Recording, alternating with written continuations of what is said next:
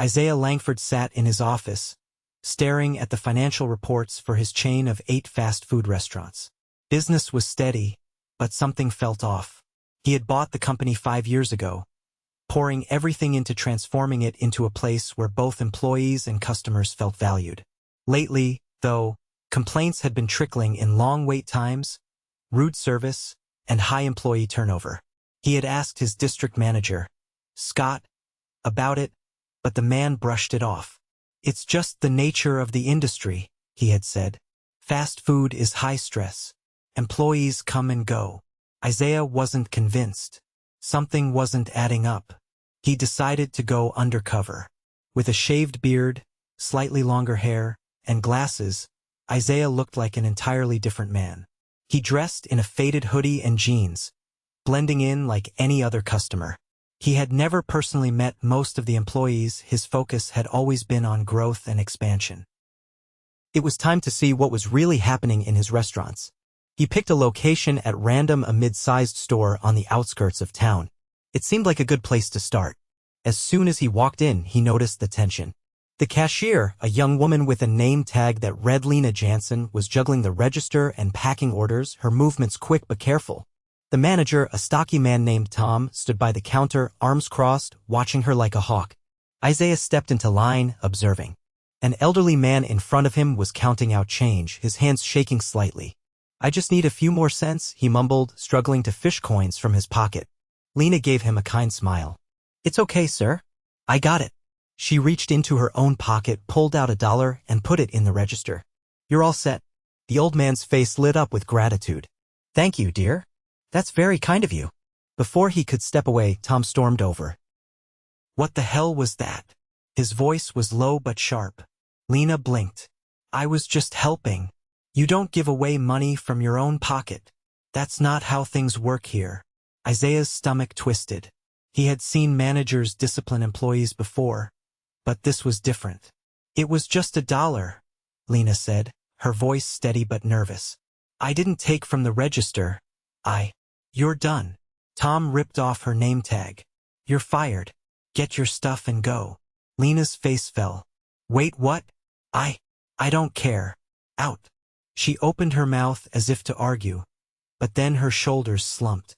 Without another word, she turned and walked toward the break room. Isaiah clenched his fists. He had seen enough, but he wasn't going to blow his cover just yet. Isaiah watched as Lena disappeared into the back, her posture stiff but controlled. The rest of the crew barely reacted, as if they had seen this happen before. The air in the restaurant felt heavy, like a weight pressing down on everyone. His jaw tightened.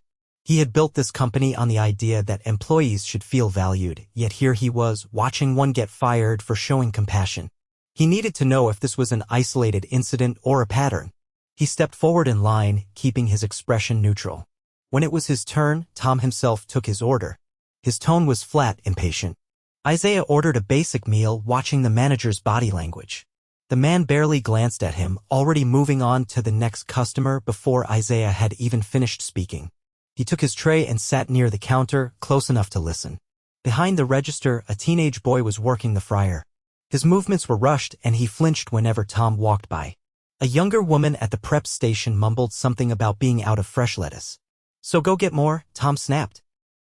"I asked earlier, we don't have any left." "Then use what's there," he shot back. "It's brown." "Then mix it in, no one's gonna notice." Isaiah's stomach turned. He took a bite of his food and chewed slowly, watching as an older woman in a faded uniform emerged from the back, her face drawn with exhaustion. She glanced at the register, then at the clock. "Tom, I've been here since 6 this morning. My shift was supposed to end 2 hours ago." He didn't even turn his head. "Stay till close. We're short." She hesitated, rubbing her wrist. "I can't. My daughter needs me to pick her up. You leave now, don't bother coming back." She exhaled sharply, her face tightening. Then, without another word, she turned and grabbed her coat. Isaiah's grip tightened around his drink. The moment she walked out, Tom turned to the remaining crew. "Anyone else got a problem with staying late?" No one answered. Isaiah had seen enough. He stood, tossed his trash, and walked out. But he wasn't leaving. Instead, he circled to the side of the building and waited. A few minutes later, the back door swung open. Lena stepped out carrying a small box of personal items. She paused, adjusting her grip, then started walking toward the bus stop. Isaiah moved toward her, careful not to approach too suddenly. "Hey." She turned, blinking in surprise, then frowned slightly. "You were inside." He nodded. "I saw what happened." She let out a small, humorless laugh. "Yeah. Guess I should have kept my money to myself. That was the right thing to do." She studied him for a second. "Doesn't matter. Right doesn't pay rent." Isaiah glanced toward the restaurant. "Has Tom always been like that?" Her eyes darkened. "Worse lately. He cuts hours but then makes people stay late. If you say no, he threatens to fire you. A lot of people need these jobs, so they don't push back." Isaiah's chest tightened. "What about corporate?" "No one's reported him." She gave him a look. "Who do you think signs off on the schedules?" "The district manager knows. Maybe not about all of it, but enough. Scott likes results. Tom gets results." Isaiah's stomach churned. Lena shifted the box against her hip. "Look, I appreciate you saying something, but I gotta go." He hesitated, then reached into his pocket and pulled out a card. "If you ever need a reference, call this number." She took it cautiously, glancing at the name. "Isaiah Langford? Wait, the owner." He held her gaze. "Yeah." Her eyes widened, then darted back to the restaurant. "Oh, I'm going to fix this." She let out a slow breath. "Good. Because a lot of people in there deserve better." Isaiah nodded. "They do." She tucked the card into her pocket and gave him a small nod before turning and walking toward the bus stop. Isaiah stood there for a moment, his mind racing. Then he turned and walked back inside. Isaiah stepped back inside the restaurant, his pulse steady but his mind sharp. The tension in the kitchen hadn't faded. Employees moved with a quiet efficiency that felt more like survival than teamwork. Tom stood near the counter, scrolling through his phone, his presence looming over the space without a word. Isaiah approached the register. The teenage boy working the fryer glanced up, then quickly looked away, focusing on the bubbling oil. He directed his attention to Tom. "I need to speak to you." Tom barely lifted his gaze from his screen. "You got a complaint? Send it to corporate." Isaiah's voice remained level. "I'm corporate."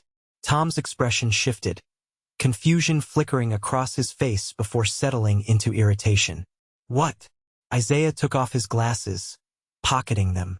"Isaiah Langford, owner." The room stilled. The woman at the prep station froze mid-chop. The cashier's fingers hovered over the register keys, and even the fryer's steady bubbling seemed muted by the weight of the moment. Tom's posture stiffened, but he recovered quickly. "I didn't recognize you." Isaiah let the silence stretch, watching him. Tom forced a chuckle. "So, what brings you here?" Isaiah ignored the question. "You fired a cashier for helping a customer." Tom's expression flattened. "She was giving away money. She paid from her own pocket." "That's not the point." Tom folded his arms. "We have rules for a reason. If everyone starts bending them, where does it stop?" Isaiah studied him. "You also just forced an employee to work past her shift under threat of losing her job." Tom's jaw tightened. "She knew the expectations." Isaiah's voice remained steady, but his words cut through the room. "The expectation is that employees are treated with respect, not intimidated." Tom shifted his weight. "Look, I run a tight ship. If I didn't, this place would fall apart." Isaiah motioned toward the employees. "They're not thriving under your leadership. They're surviving it." The woman at the prep station lowered her knife. The teenage fryer worker kept his head down, but his grip on the handle tightened. Tom exhaled sharply. "This is a business, not a charity." Isaiah's patience thinned. A business succeeds when the people running it aren't afraid to show up. Tom's lips pressed into a thin line. "With all due respect, you don't see what I deal with daily. You pop in for a surprise visit and think you know everything." Isaiah didn't blink. "I know enough." The weight of the room pressed closer. Employees exchanged quick glances, waiting. Isaiah turned toward the crew. "How many of you feel like you can ask for time off without risking your job?" No one spoke. "How many of you feel like your concerns are taken seriously?" The silence deepened. Isaiah turned back to Tom. "Get your things. You're done here." Tom's face darkened. "You can't just." "I can. And I am." For the first time, Uncertainty flickered in Tom's eyes. "You'll regret this. You fire me, and this place will fall apart." Isaiah didn't waver. "No. It'll finally have a chance to get better." Tom looked around as if expecting someone to defend him, but no one spoke. The employees stood still, eyes carefully averted. After a long moment, Tom scoffed. "Fine." He pulled off his name tag, tossed it onto the counter, and walked toward the back without another word. The door swung shut behind him, leaving a hollow quiet in his wake. Isaiah exhaled, then turned to the employees. "Things are going to change." The teenage fryer worker met his gaze for the first time. "For real?" Isaiah nodded. "For real." A breath of something lighter, cautious but real moved through the room. Isaiah looked toward the door Lena had walked out of earlier. He still had one more thing to fix. Isaiah stepped into his office, his mind already sorting through the changes that needed to happen. He had spent the past 2 days visiting other locations, quietly evaluating their management. While some stores had strong leadership, others showed signs of the same issues he had uncovered at the first restaurant. It was clear that Scott, the district manager, had been tolerating, if not outright encouraging, poor leadership in exchange for aggressive efficiency. That ended today. Scott arrived right on time, stepping into the office with an air of confidence. He greeted Isaiah with his usual professional tone, though there was a flicker of unease in his eyes. Isaiah wasted no time. He laid out everything he had witnessed: the mistreatment, the disregard for employee well-being, and the toxic work culture that had taken root under his watch. Scott listened, at first trying to downplay the severity, but Isaiah wasn't interested in excuses. He laid out a choice. Either Scott would take full responsibility for allowing managers like Tom to operate unchecked, or Isaiah would find someone who would. Scott hesitated, clearly weighing his options, but ultimately saw there was no room for negotiation. He agreed to step down immediately. With Scott gone, Isaiah moved swiftly. He promoted a seasoned regional supervisor to take over as district manager, someone who had consistently advocated for employee fairness and customer experience. Then he made an unannounced visit back to the restaurant where everything had started. The atmosphere was different. The employees weren't walking on eggshells anymore. The teenage fryer worker looked more at ease, the prep station was moving smoothly, and the new acting manager, a longtime assistant named Rosa, was giving clear but respectful directions. The fear that had once hung in the air was gone. Isaiah called Rosa aside for a quick conversation. She admitted that stepping into leadership had been intimidating at first, but she had seen an immediate difference in morale. Employees were more willing to communicate, and customers had noticed the improved service. There was still one more thing Isaiah needed to do.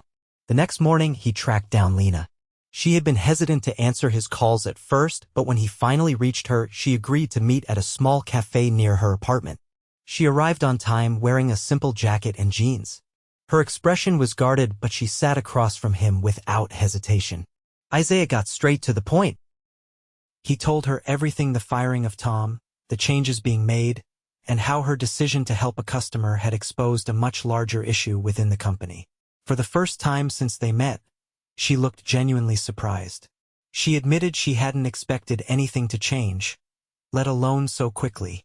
Then Isaiah made her an offer. He wanted her back, not just as a cashier, but in a leadership role. She had shown the kind of judgment and compassion a good manager needed, and he believed she deserved the opportunity. Lena took a long moment to respond. She admitted she wasn't sure if she wanted to step back into that environment, even with the changes. But Isaiah assured her she wouldn't be walking back into the same workplace. After considering it, she agreed on one condition. She wanted to be able to speak openly about issues without fear of retaliation. Isaiah gave her his word. Their handshake sealed it. A few weeks later, Isaiah visited the restaurant again. Lena was behind the counter, training a new hire with patience and clarity. The staff moved with a confidence that hadn't been there before. Isaiah ordered a meal and took a seat, watching the restaurant run the way it should have all along. This was just the beginning, but he knew one thing for sure: he would never let himself become disconnected from the reality of his business again. Isaiah returned to his office with a clearer sense of purpose. The changes he had implemented were only the beginning. A toxic culture didn't disappear overnight, and he knew there were likely other managers like Tom still operating under the same outdated mindset. He called a meeting with his newly appointed district manager, Marcus, a man who had spent years in the company and had earned a reputation for being both fair and firm.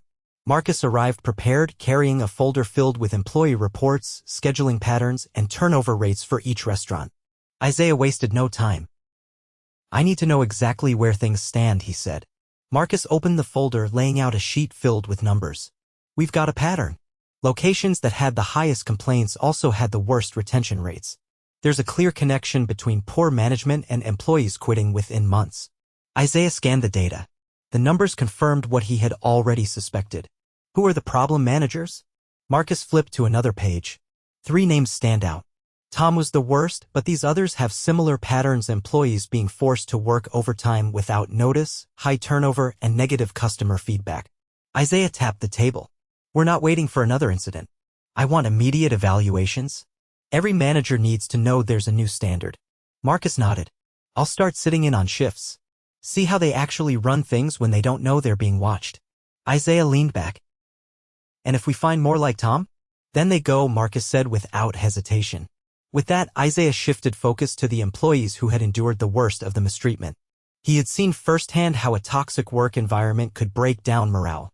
It wasn't enough to remove bad leadership, he needed to rebuild trust.